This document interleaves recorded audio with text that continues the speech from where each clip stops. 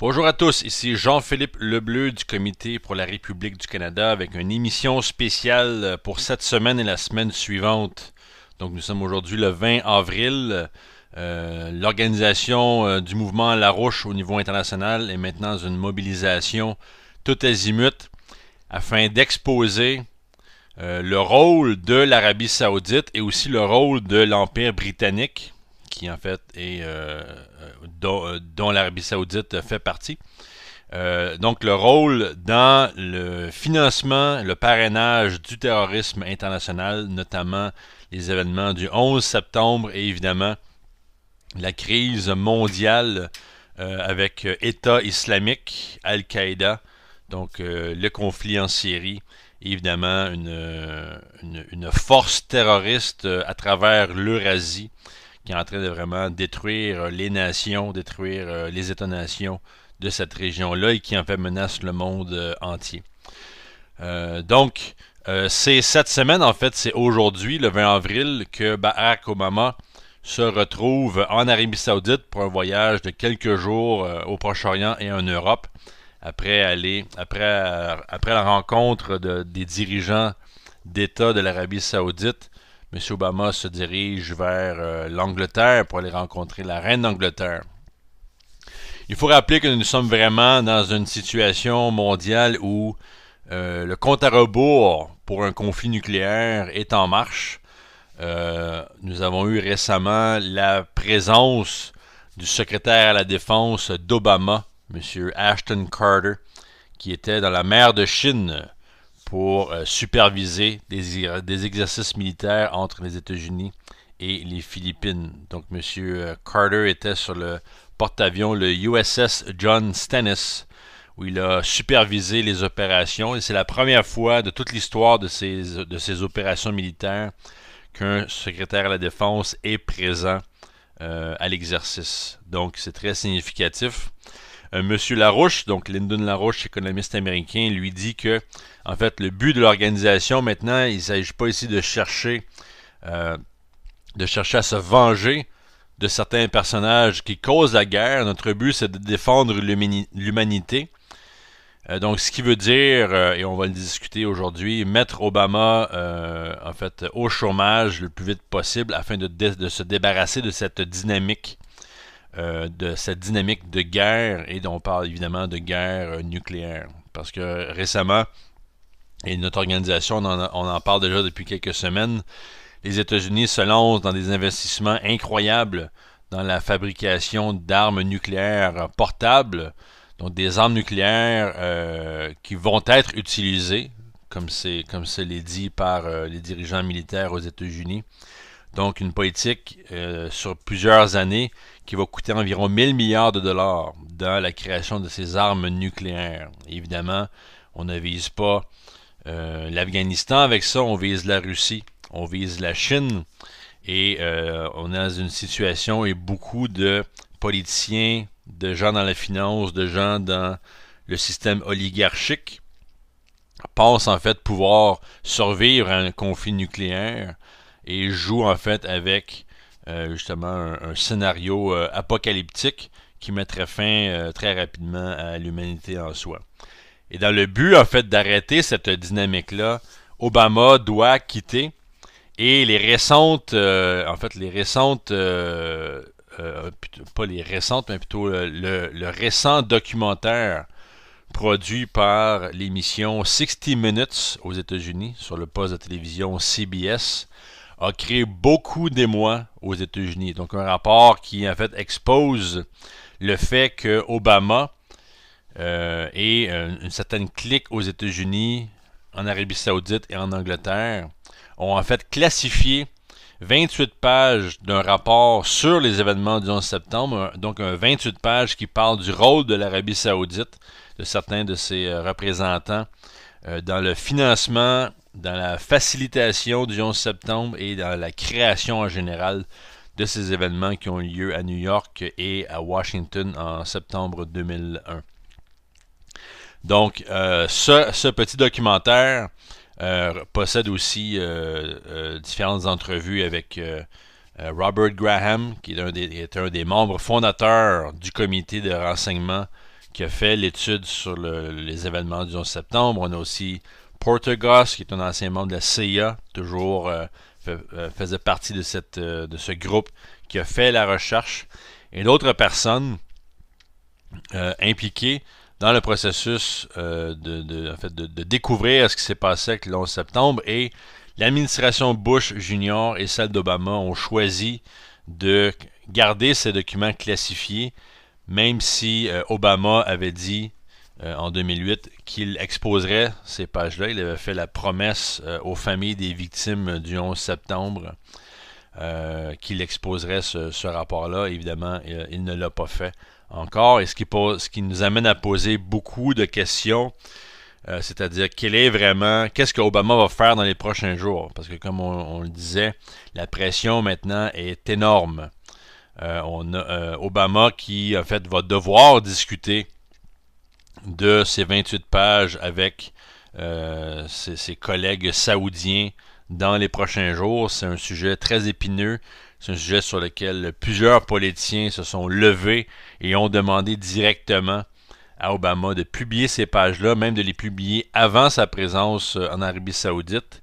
Donc, la pression est amenée. Est-ce que ce sera trop tard? On ne le sait pas, mais elle est là et il faut mettre en fait les bouchées doubles pour que des actions soient prises, qu'on puisse exposer les créateurs de cet événement terroriste-là et en même temps exposer ceux qui financent le terrorisme depuis très longtemps et à l'époque comme aujourd'hui et en même temps exposer un système impérial qui tente maintenant de détruire les nations, que ce soit avec le terrorisme ou évidemment avec un conflit militaire nucléaire et avec des politiques d'austérité fasciste économique où on tente de sauver les banques et on dit en fait que les gens doivent y passer afin de sauver des institutions qu'on pourrait simplement réorganiser. Donc, sur plusieurs points, on a un système impérial qui veut détruire les nations du monde,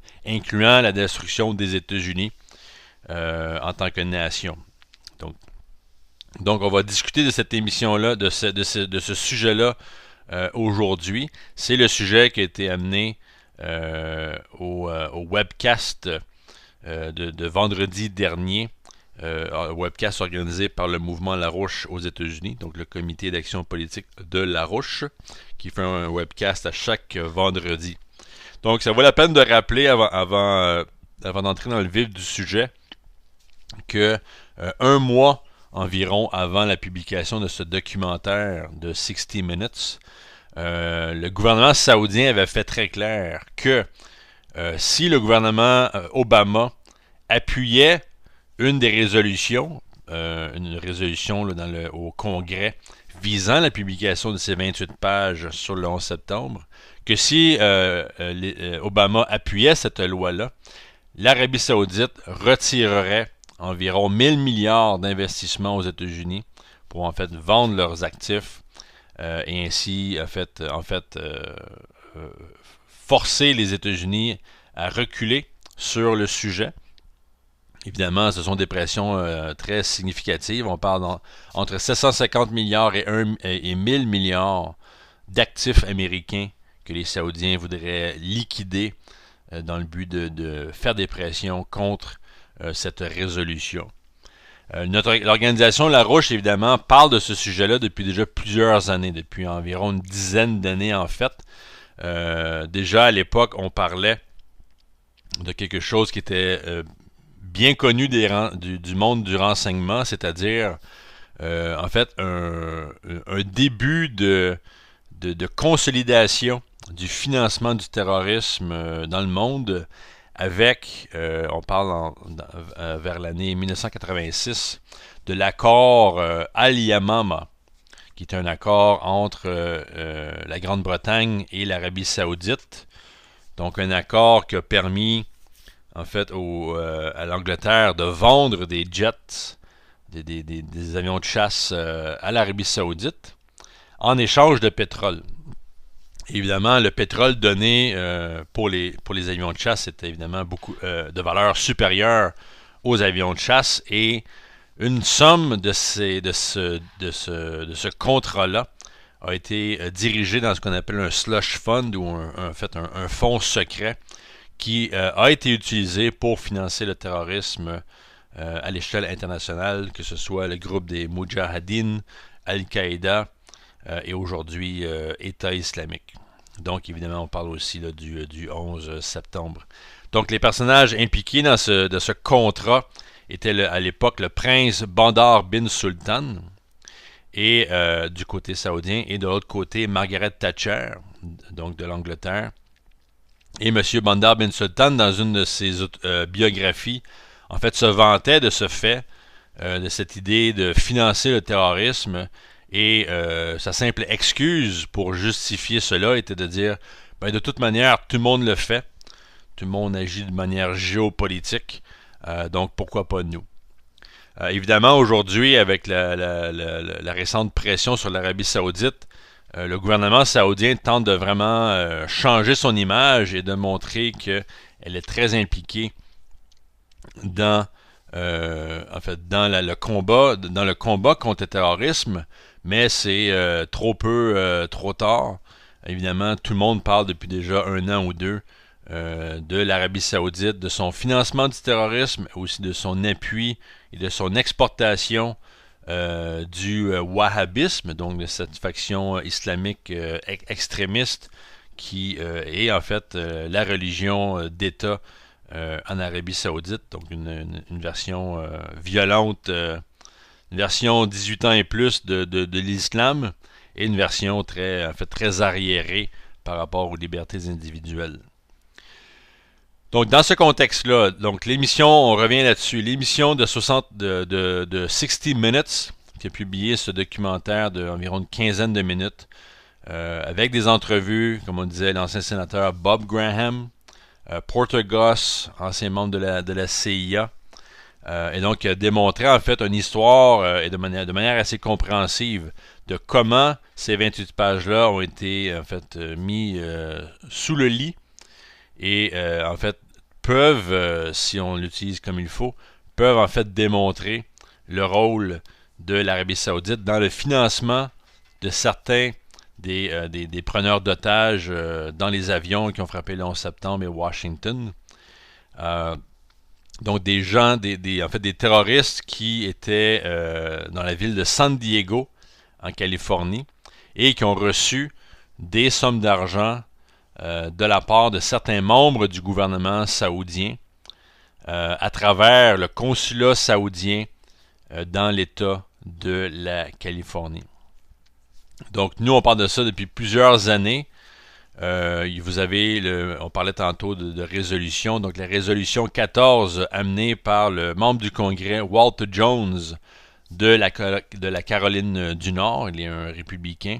Cette résolution-là, maintenant, visant à déclassifier les 28 pages, a 40 parraineurs, donc ce qui est beaucoup. Donc 40 membres du Congrès appuient cette résolution-là de manière directe. Et on a aussi une législation similaire qui circule au Sénat, sponsorisée par Rand Paul, le sénateur Rand Paul, et Kristen Gillibrand. Donc Rand Paul qui...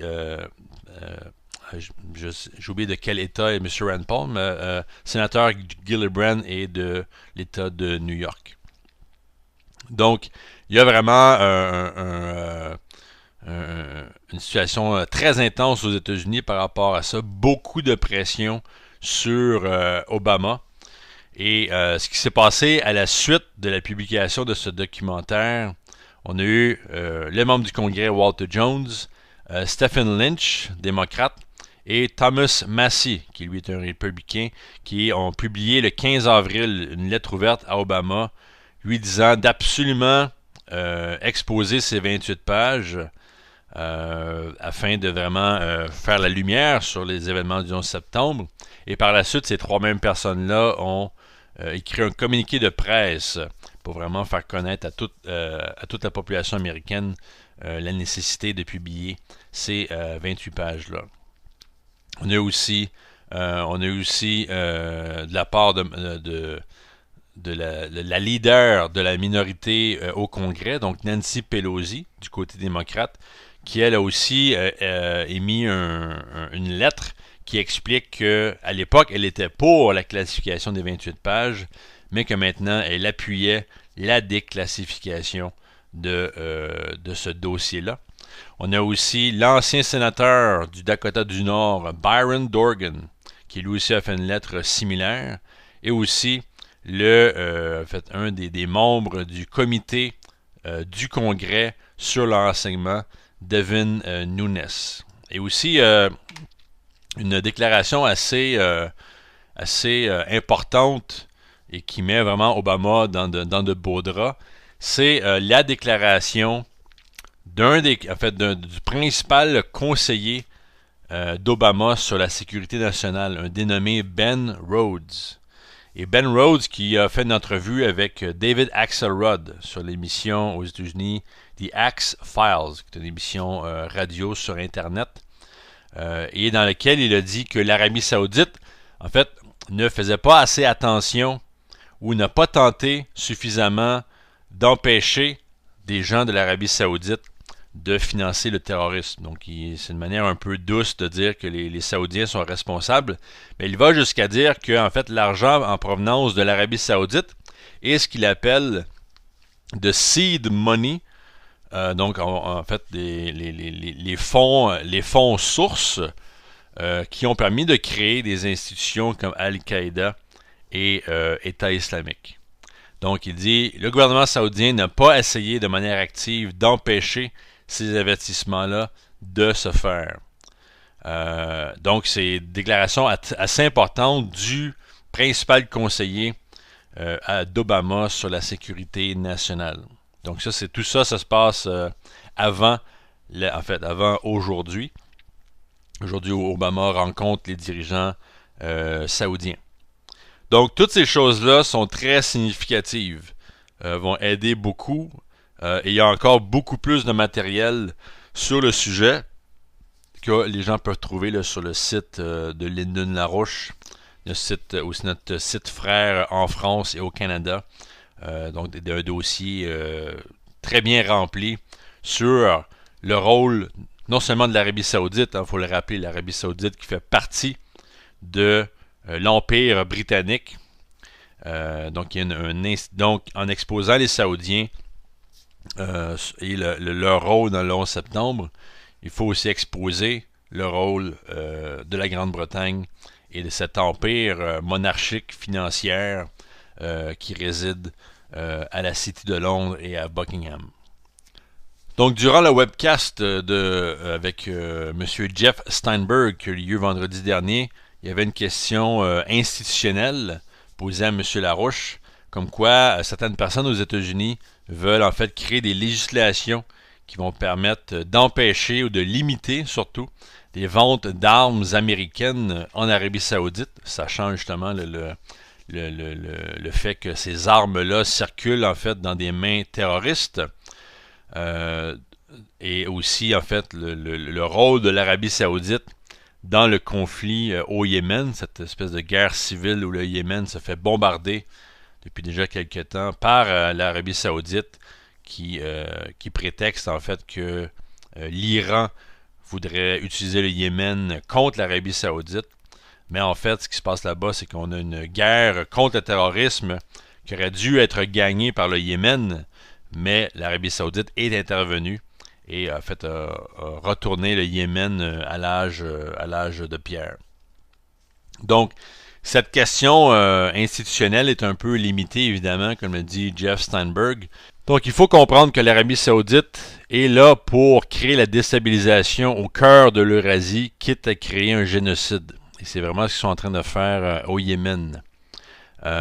Donc, les Saoudiens font partie de ce système de l'Empire britannique et c'est ce système-là qui en fait est en charge de la présidence américaine depuis les 15 dernières années, donc les mandats de Bush Jr. et de Barack Obama. Et la raison pour laquelle l'enjeu des 28 pages sur le 11 septembre est si important est parce que cela pourrait exposer en fait la faction traîtresse américaine qui, en fait, a empêché le peuple américain et les familles des victimes de connaître la vérité. Et ainsi, en fait, caché toute une opération impériale dans le but de déstabiliser les nations à travers le monde, y compris les États-Unis. Et pendant 15 ans, on se fait dire, en fait, les Américains et tout le monde se faisait dire que les États-Unis avaient une relation spéciale avec l'Arabie Saoudite et qu'il fallait privilégier cela. Mais évidemment, depuis la dernière semaine, tout ça est remis en cause et pour une bonne chose. Maintenant, aujourd'hui, Obama est à Riyad, la capitale de l'Arabie Saoudite, où il a rencontré le roi saoudien. Il va rencontrer d'autres dirigeants avant de s'en retourner voir les vrais dirigeants de l'Empire britannique et donc aller prendre le thé avec la reine d'Angleterre. Donc, ce que M. Larouche dit, c'est ça, c'est que depuis les premiers balbutiements de la présidence américaine, les gens pensaient avoir changé le monde en votant pour Obama, mais en fait, on a réinstallé l'appareil de l'Empire britannique aux États-Unis sous différentes étiquettes, une étiquette démocrate. Donc George Bush, George Bush ou Obama, c'est la même chose de ce point de vue-là. Donc la classification des documents du 11 septembre fait par Obama, juste cet enjeu-là est suffisant pour en fait destituer de manière immédiate Barack Obama. Et donc Obama, avec certaines factions là, évidemment du FBI, ce sont eux qui ont caché les faits sur le 11 septembre. Et donc il faut exposer ça le plus vite possible et mettre la pression sur la Maison-Blanche d'agir pour le bien là, de l'espèce humaine au complet. Évidemment, si on avait exposé ces faits sur le 11 septembre dès 2003, par exemple, on aurait sûrement évité la guerre de terrorisme qu'on connaît aujourd'hui. Les événements terroristes, par exemple, qui ont frappé la France à 2 reprises dans les derniers mois, ne se seraient pas produits parce qu'on aurait pu justement découvrir un réseau de renseignement, un réseau de financement du terrorisme et en fait détruire ce réseau-là. Et la question que le mouvement Larouche a posée depuis déjà très longtemps, c'est en fait pourquoi est-ce que cet appui tacite envers les djihadistes à travers le monde? Pourquoi est-ce que, par exemple, le gouvernement britannique non seulement donne de l'appui logistique à ces groupes-là, mais pourquoi est-ce qu'elle sert un peu de terre promise à des groupes djihadistes qui vont là-bas, en fait, pour se protéger, pour ramasser des fonds à la télévision, etc. Donc, c'est assez grave. Et le mouvement Larouche, en l'an 2000, l'agence de presse du mouvement Larouche, le Executive Intelligence Review, avait fourni à l'époque au secrétaire d'État américain Madeleine Albright un document qui demandait en fait à ce que la Grande-Bretagne soit mise sur la liste des États qui appuient le terrorisme, à cause justement tout l'appui tacite qu'ils ont donné à des groupes terroristes, et ce, bien avant l'an 2000. Donc ça, c'était 1 an avant les attaques du 11 septembre et quelques mois, donc au mois de janvier 2001, on a eu M. Larouche qui a fait sa fameuse déclaration comme quoi, vu la situation économique mondiale, et vu aussi, à l'époque, on parlait de la campagne présidentielle de George Bush Jr. contre Al Gore, et M. Larouche disait, peu importe qui sera le président, parce qu'à l'époque, il y a eu les élections avaient pris un peu plus de temps que prévu, donc peu importe qui était le président, qu'on allait avoir un danger d'événement de type feu du Reichstag, donc l'incendie du Reichstag, le Parlement allemand dans les années 30, donc un incendie qui avait permis d'amener Adolf Hitler en tant que dictateur de l'Allemagne.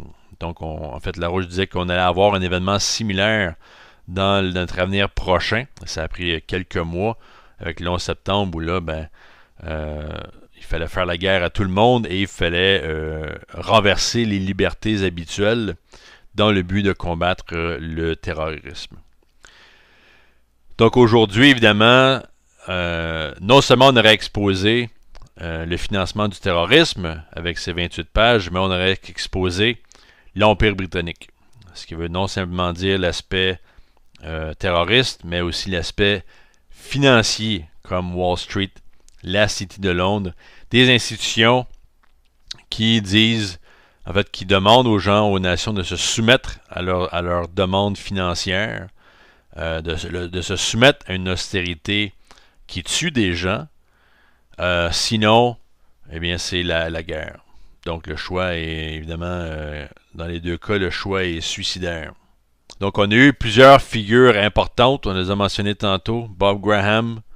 On a eu John Lehman aussi, ancien secrétaire à la marine. Porter Goss, qui ont été interviewés dans ce rapport-là.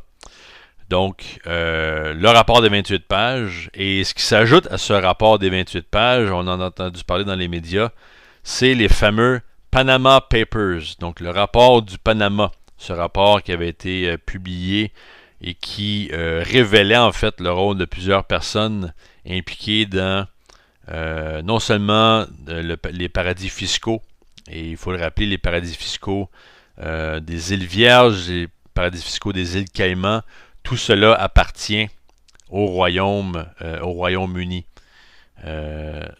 Donc, un rapport qui a fait plusieurs victimes déjà. On parlait du premier ministre de l'Islande, le premier ministre de la Grande-Bretagne, David Cameron était aussi là-dedans. On a tenté, il y a des gens qui ont tenté d'associer ce rapport-là avec Vladimir Poutine, mais évidemment, ça n'a pas marché, parce qu'il n'y a vraiment aucune preuve du rôle de Poutine dans ces paradis fiscaux. Et en fait, ce qu'il y a de bien avec ce rapport du Panama, c'est en fait que cela expose l'empire très vaste en fait, du paradis fiscal, mais aussi du blanchiment de l'argent de la drogue et en fait de plusieurs crimes du point de vue d'évasion financière, d'évasion fiscale. Et que tout ça, en fait, est chapeauté par la City de Londres et Wall Street. Donc, oubliez l'idée de simplement blâmer la personne qui met de l'argent de côté dans des paradis fiscaux. Le point qu'il faut soulever, c'est de demander, en fait, pourquoi est-ce que cela existe?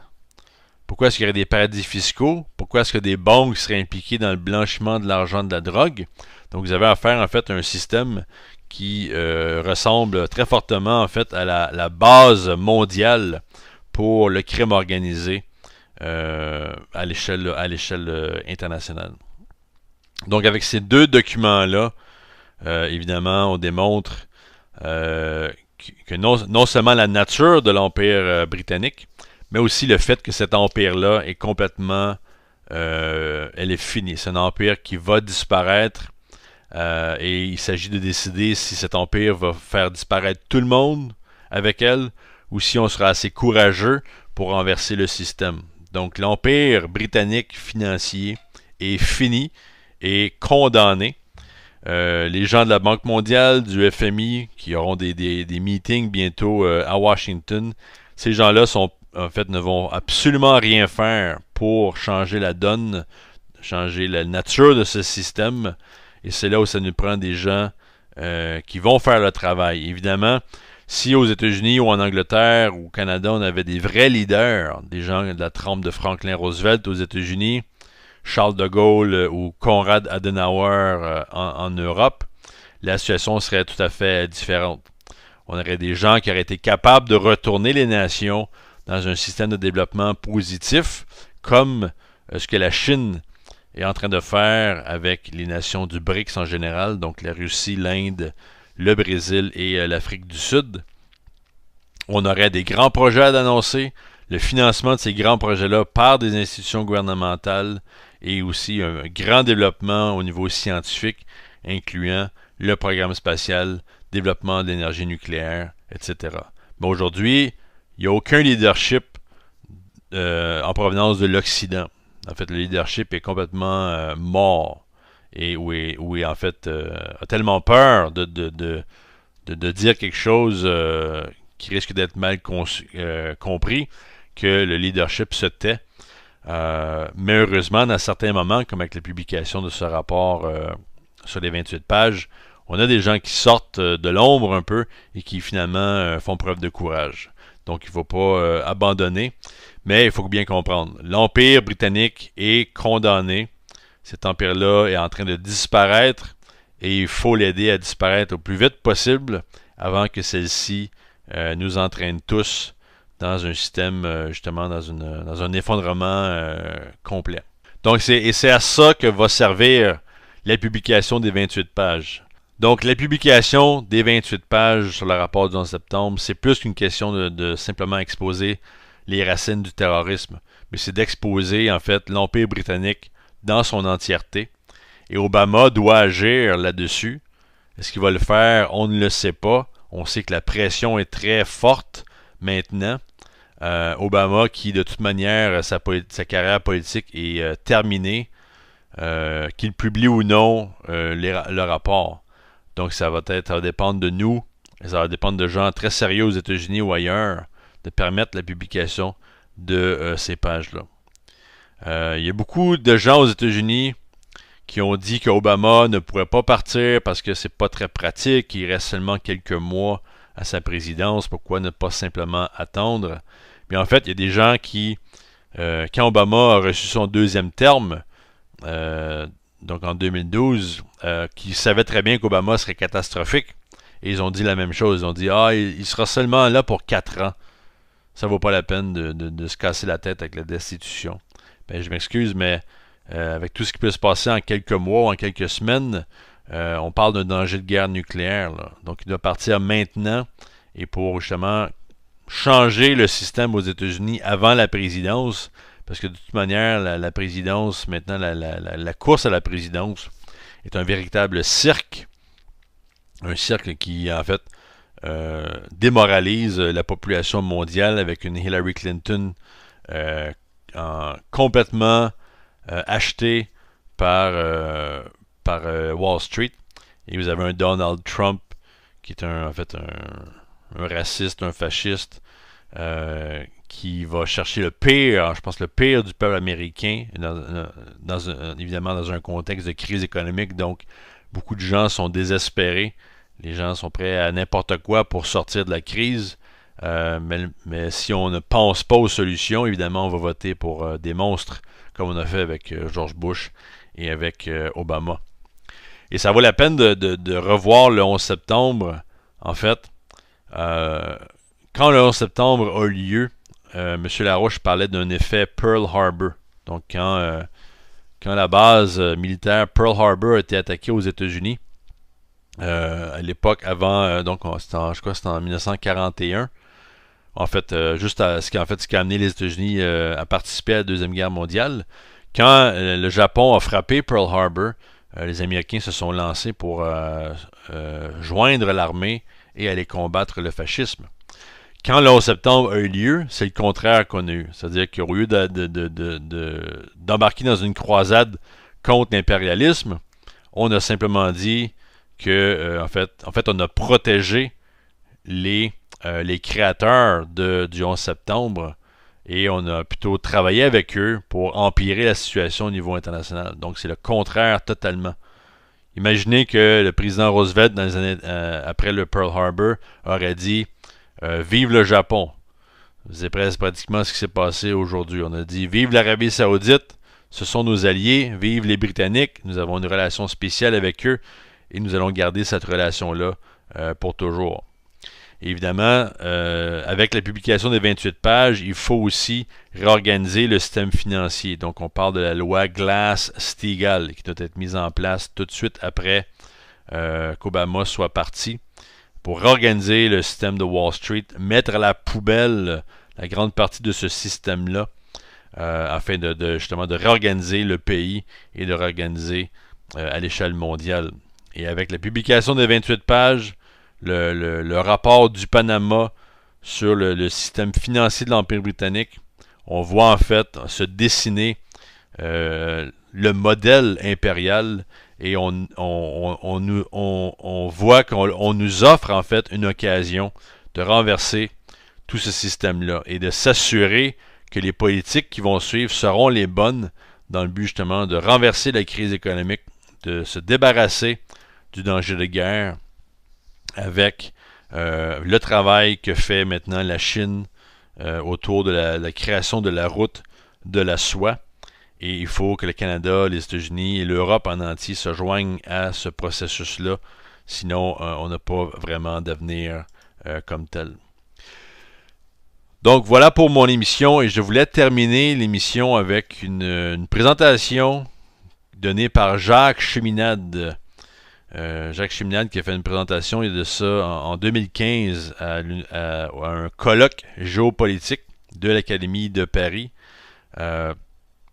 où il parle en fait des racines britanniques du terrorisme international. Donc c'est une petite présentation qui je pense va aider à conceptualiser la situation internationale et M. Cheminade est très professionnel, donc une émission très importante. Donc je vous laisse là-dessus. Ici Jean-Philippe Lebleu du Comité pour la République du Canada qui vous dit à bientôt. Mesdames, Messieurs, Excellences et Amis, Monsieur le Président, vous m'avez indirectement incité à parler en politique. Je suis disposé à le faire. En politique, il y a une mémoire.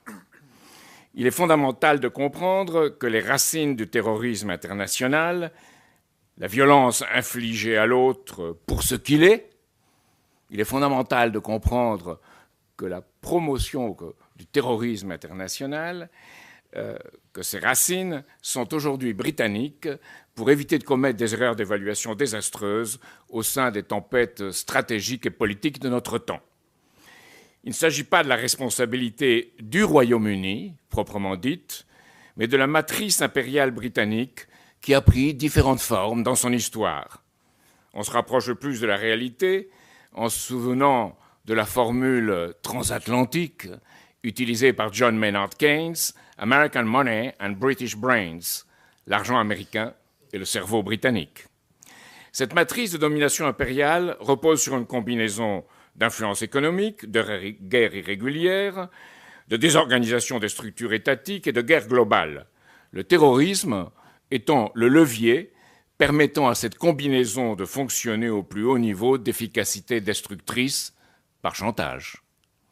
Le terrorisme n'est donc pas un accident ou une arme isolée, mais une pièce maîtresse sur un échiquier complet. Il ne faut pas le penser d'abord comme un terrorisme d'État, bien qu'il puisse prendre cette forme, mais comme arme d'un empire qui hier était maritime et colonial et qui est devenu aujourd'hui offshore ou hors sol, à partir de la City de Londres, de Wall Street et de leurs paradis fiscaux. Cet empire récupère toutes les arriérations, tous les fondamentalismes religieux soi-disant régénérateurs et tous les archaïsmes, y compris l'outrage fait aux femmes, et en joue systématiquement. Guy Debord, dans sa préface de la 4e édition italienne de sa Société du spectacle, parle en 1979 d'une couche périphérique de petit terrorisme sincère, toléré momentanément comme un vivier dans lequel on peut toujours pêcher à la commande quelques coupables montrés sur un plateau. C'est une juste description, encore que depuis le terrorisme de petit soit devenu grand, et encore faut-il examiner les localisations géographiques et la matrice de ces faits pour en comprendre la logique criminelle et pouvoir y faire face. Les Britanniques ont opéré en conjonction avec le terrorisme en Asie du Sud-Ouest, en manipulant à la fois les réseaux wahhabites et sionistes, dans les révolutions de couleur d'Europe orientale, dans les manipulations ayant créé les conditions du 11 septembre, et aujourd'hui jusqu'en Chine, et hier aussi. Ils ont laissé des traces, le plus souvent sous la forme opérationnelle, de réseaux américains, héritiers de leurs méthodes dans la période récente. En France, Olivier Blanc, dans un livre intitulé « Les hommes de Londres », a bien exposé, puisqu'on a parlé de la Révolution française, ceux qui fomentent et exploitent les colères d'autrui, les portant à détruire et à s'autodétruire. C'était au moment de la Révolution française, mais la méthode reste de jeter des fourmis noires humaines contre des fourmis rouges humaines et de contrôler leur opposition. C'est cette méthode dont je veux vous parler ici, par-delà la description de tel ou tel monstre de Frankenstein qu'elle engendre. Au Proche et Moyen-Orient, on trouve les réseaux de Cecil Rhodes et de deux de ses principaux opérateurs, Alfred Milner et Leo Stenet Amri. Ils ont financé à la fois les réseaux nationalistes arabes, particulièrement dans la mouvance wahhabite, et ceux du révisionnisme sioniste de Vladimir Zeb Jabotinsky et Chaim Weizmann. À partir des émeutes de Nebi Moussa, en 1920, aujourd'hui oubliées, ils ont créé un environnement contrôlé, entretenant une instabilité permanente au profit de leurs intérêts financiers. L'antisémitisme terroriste arabe se trouve ainsi opposé à un racisme anti-arabe, anti-musulman, visant à éliminer tous les mouvements raisonnables, en fomentant cette opposition, visant à éliminer tous les mouvements raisonnables dans tous les camps et à promouvoir une guerre de tous contre tous. C'est après les émeutes de Nebi Moussa que Jabotinsky et Husseini furent promus en héros de leurs communautés respectives, lancés l'une contre l'autre. À noter que le père de Benjamin Netanyahou, Benzion Netanyahou, était le secrétaire personnel de Jabotinsky. Le New York Times du 11 juin 1916 proclamait « Lord Milner veut l'union anglo-américaine ». Il est essentiel de comprendre que cette union vise à détruire les fondements de tout État-nation, y compris des États-Unis et de la Grande-Bretagne, pour les placer sous la tutelle permanente d'un mondialisme financier et de services de renseignement, échappant à tout contrôle judiciaire de leurs activités. Emory, par exemple, réservait ses plus virulentes critiques à Sumner Welles, le sous-secrétaire d'État de Franklin Delano Roosevelt, qui partageait avec son président le rejet des méthodes de l'Empire britannique. Dans ce journal, Emory note, le 26 juillet 1928, « Notre objectif ultime est clairement de faire de la Palestine un centre d'influence occidentale en utilisant les Juifs, comme nous l'avons fait auparavant avec les Écossais, pour promouvoir l'idéal britannique à travers tout le Moyen-Orient et non pour établir une enclave orientale artificielle des Hébreux dans une région orientale. » C'est ainsi qu'Emery et Weizmann créèrent la Légion juive, dont Jabotinsky fut le porte-parole et l'organisateur. Quant à un autre opérateur sur le terrain, John Henry Patterson, il participa à l'organisation des camps du Bétar en Palestine et dans l'État de New York aux États-Unis. Ce sont ces milieux qui engendrèrent l'Irgun et ses activités terroristes. Lors de la troisième conférence révisionniste internationale, car c'était des sionistes révisionnistes, il faut bien le voir, qui se tint à Vienne en 1928, Jabotinsky soutint la résolution, déclarant, je cite, qu'il n'y a aucune contradiction entre une Palestine juive et un éventuel statut de dominion du Commonwealth britannique. Évidemment, cela ne se fit pas, mais l'influence demeura. Il faut bien comprendre que cette politique ne découle pas d'un attachement au peuple juif, ni même à l'État d'Israël, mais la volonté de diviser pour régner en créant une situation d'affrontement permanent. Preuve en est que ces mêmes intérêts impériaux alimentèrent les monarchies saoudiennes et du Golfe Persique, ainsi que leur émanation terroriste, parrainée et financée par des institutions dites charitables du monde musulman ou par certaines grandes familles. On connaît aujourd'hui l'implication du prince Bandar, ça a été dit, dans le financement de certains des opérateurs du 11 septembre. Les fonds résultant du contrat saoudien Al-Yamama, armes contre pétrole, avec BAE Systems, les fonds ont été placés hors de tout contrôle sur des marchés de hedge funds des îles Caïmans, dont je rappelle les billets de banque sont à l'effigie de la reine d'Angleterre et l'hymne national God Save the Queen. William Simpson, dans son ouvrage intitulé Le Prince, histoire secrète du membre d'une famille royale le plus intrigant au monde, rapporte que Bandar pouvait se présenter avec un panache sans pareil au 10 Downing Street, ayant également accès à Margaret Thatcher, John Major et Tony Blair. On parle bien ici du manipulateur du terrorisme islamique. Aujourd'hui, certaines banques turques, pour répondre à la question qui a été posée, se servent de centres financiers à l'État islamique.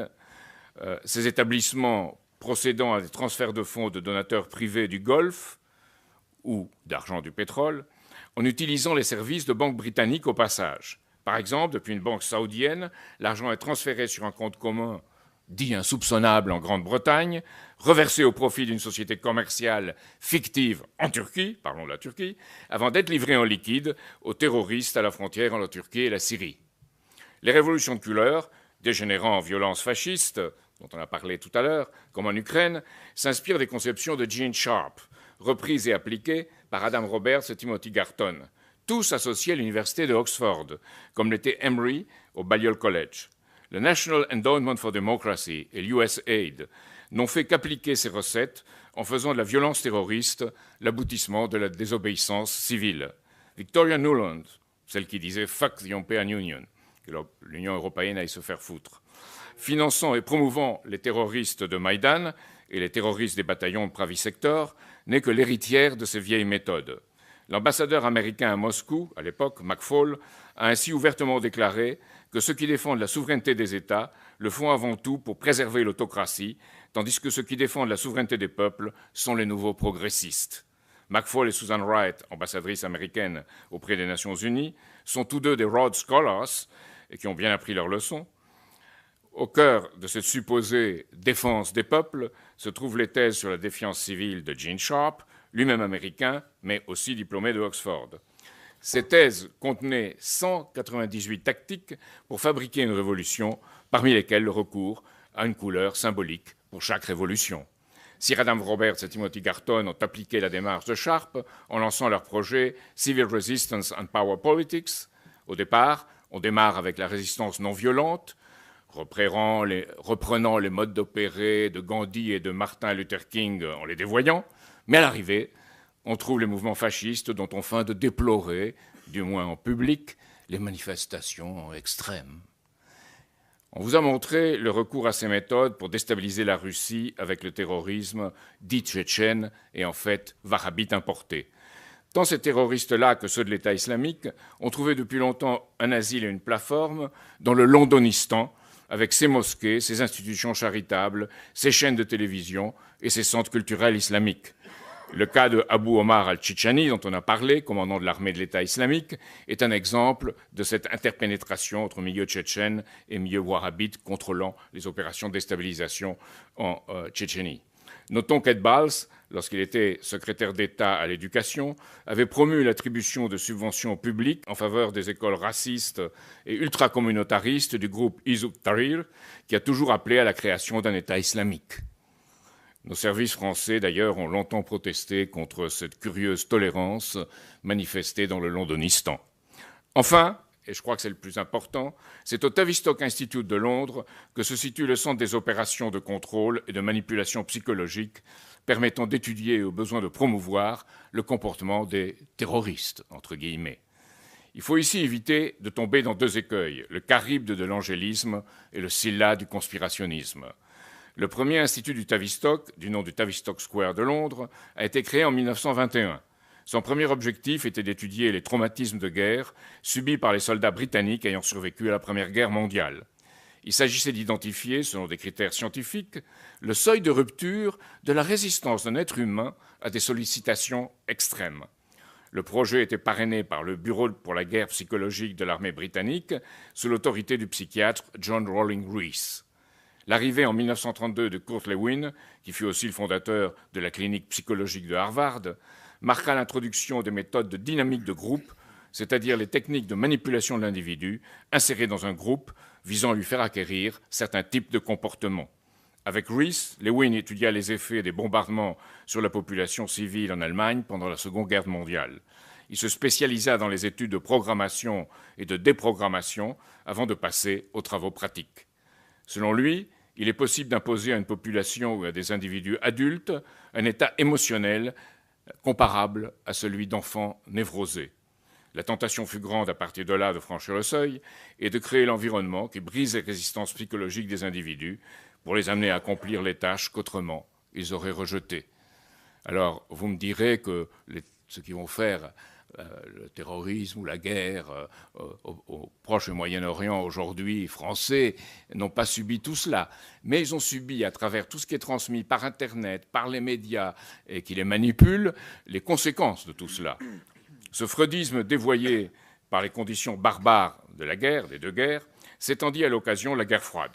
La deuxième version du Tavistock Institute fut lancée en 1947 sous le nom de Tavistock Institute for Human Relations, pour les relations humaines, avec l'assistance financière de la Fondation Rockefeller et l'échange d'experts anglais et américains.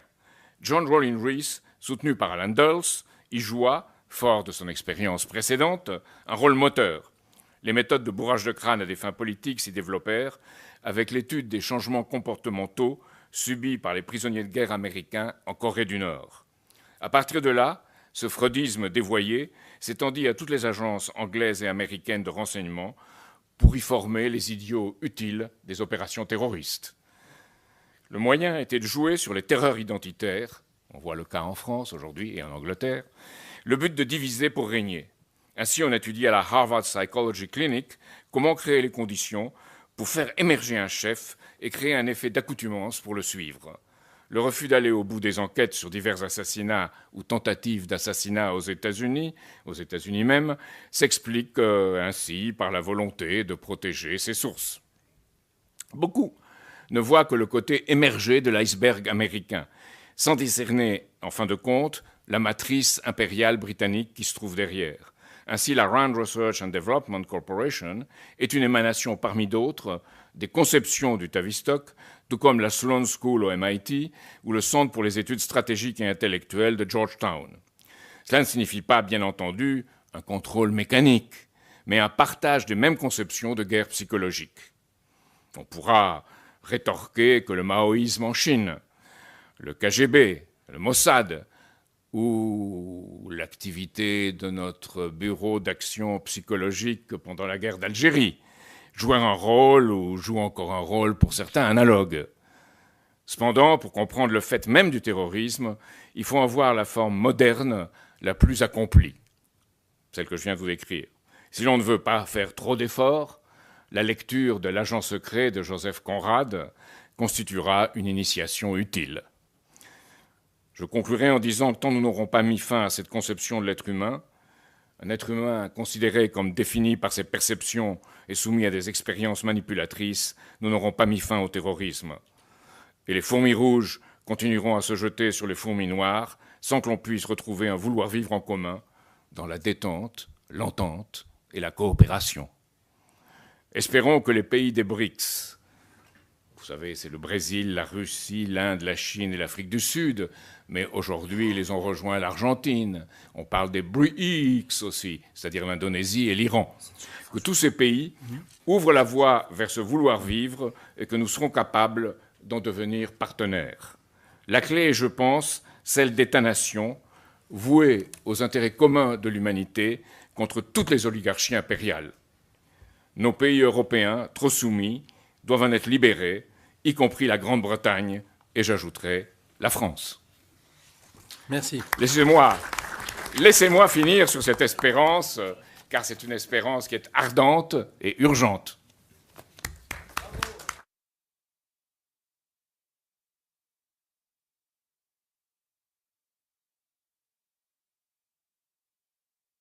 De gens dans le système oligarchique pensent en fait pouvoir survivre à un conflit nucléaire et jouent en fait avec justement un scénario apocalyptique qui mettrait fin très rapidement à l'humanité en soi. Et dans le but en fait d'arrêter cette dynamique-là, Obama doit quitter et les récentes pas les récentes, mais plutôt le récent documentaire produit par l'émission 60 Minutes aux États-Unis sur le poste de télévision CBS a créé beaucoup d'émoi aux États-Unis. Donc un rapport qui en fait expose le fait que Obama et une certaine clique aux États-Unis, en Arabie Saoudite et en Angleterre ont en fait classifié 28 pages d'un rapport sur les événements du 11 septembre, donc un 28 pages qui parle du rôle de l'Arabie Saoudite, de certains de ses représentants, dans le financement, dans la facilitation du 11 septembre et dans la création en général. Le but de l'organisation, maintenant, il ne s'agit pas ici de chercher à se venger de certains personnages qui causent la guerre. Notre but, c'est de défendre l'humanité. Donc, ce qui veut dire, et on va le discuter aujourd'hui, mettre Obama en fait au chômage le plus vite possible afin de se débarrasser de cette dynamique de guerre, et dont on parle évidemment de guerre nucléaire. Parce que récemment, et notre organisation, on en parle déjà depuis quelques semaines, les États-Unis se lancent dans des investissements incroyables dans la fabrication d'armes nucléaires portables, donc des armes nucléaires qui vont être utilisées comme c'est l'est dit par les dirigeants militaires aux États-Unis.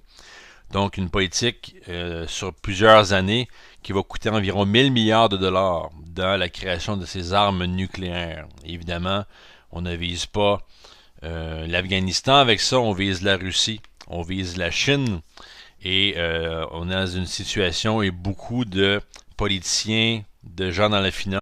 Bonjour à tous, ici Jean-Philippe Lebleu du Comité pour la République du Canada avec une émission spéciale pour cette semaine et la semaine suivante. Donc nous sommes aujourd'hui le 20 avril.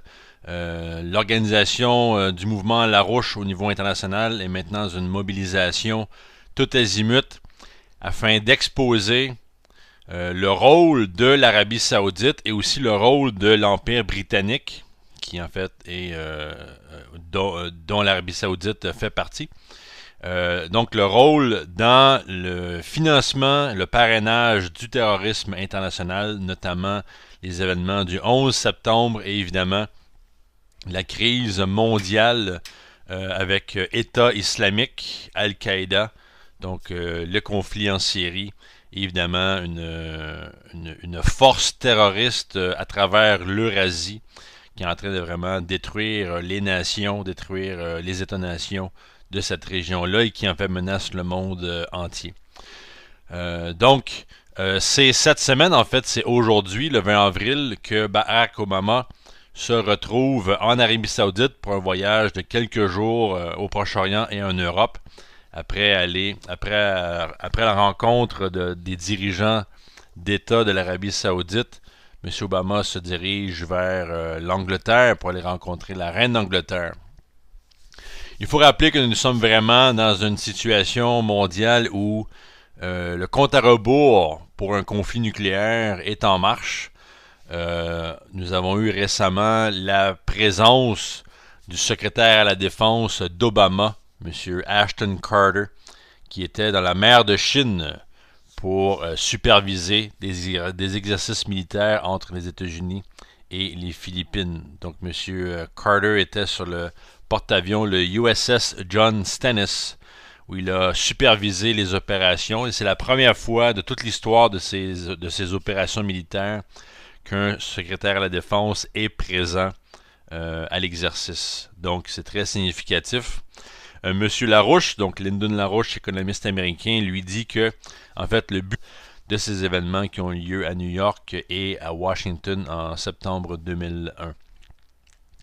Donc, ce petit documentaire possède aussi différentes entrevues avec Robert Graham, qui est un des membres fondateurs du comité de renseignement qui a fait l'étude sur les événements du 11 septembre. On a aussi Porter Goss, qui est un ancien membre de la CIA, toujours faisait partie de ce groupe qui a fait la recherche, et d'autres personnes impliquées dans le processus de découvrir ce qui s'est passé avec le 11 septembre. Et l'administration Bush Junior et celle d'Obama ont choisi de garder ces documents classifiés, même si Obama avait dit en 2008 qu'il exposerait ces pages-là. Il avait fait la promesse aux familles des victimes du 11 septembre qu'il exposerait ce rapport-là. Évidemment, il ne l'a pas fait encore. Et ce qui nous amène à poser beaucoup de questions